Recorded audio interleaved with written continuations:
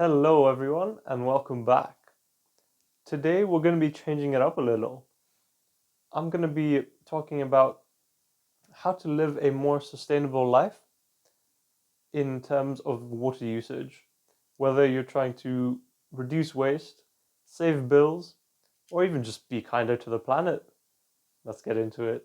But before we start cutting back on how much water we're using, the first step is to understand how much we actually use. This is normally through water meters, but if you don't have that, you can use your bills or install some smart water sensors.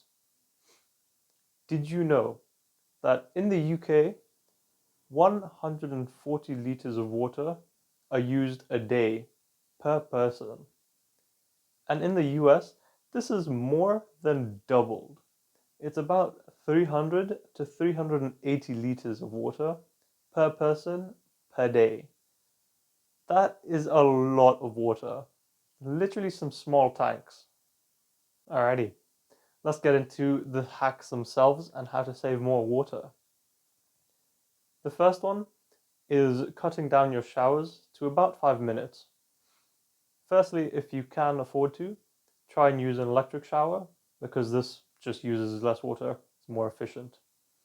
But the main aim for this is to cut down your showers to 5 minutes.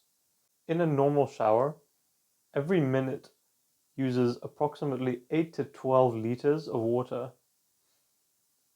And so if you shower for about 10 minutes or more, you're typically going to be using 100 liters of water in your shower. That is a lot. So you can save quite a bit by cutting down your shower by half to 5 minutes. And a little hack that I'm trying to use now is using songs. 2 short songs is more than enough time to get yourself clean. And it covers about 5 minutes. I've been using it and it really works wonders. Try it out. The second is turning off your taps. There's various occasions where you can do this, like washing dishes or brushing your teeth, shaving. So I'm going to use brushing your teeth as an example. Your average tap uses around 6 liters of water per minute.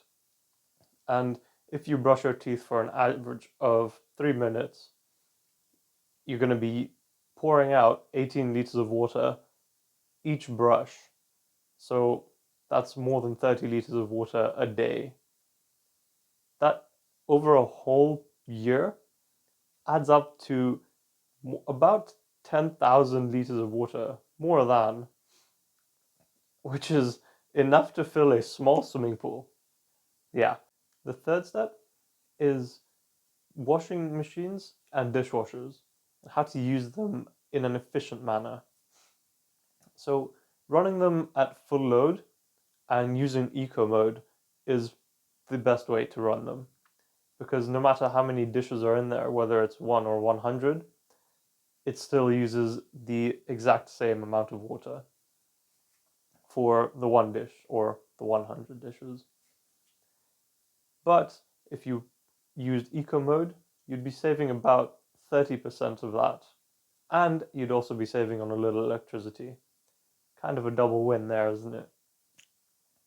And just for some context, a dishwasher actually uses 9 to 12 liters of water per wash, whereas a washing machine uses about 50 to 70 liters.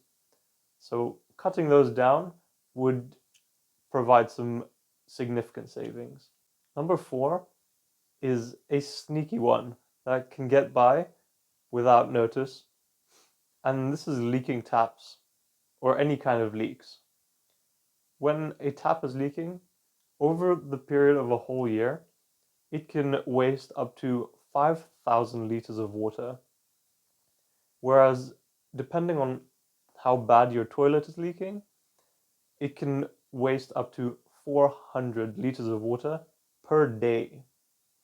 So, fixing these immediately, sure, it may cost you something, but if you get it done quite quickly, as soon as you notice it, it's not going to be as expensive as if it was a large leak. The fifth is collecting water while you wait. So when you have the shower on and you're waiting for the hot water, just keep a bucket underneath and you can collect that water and use it for various other purposes.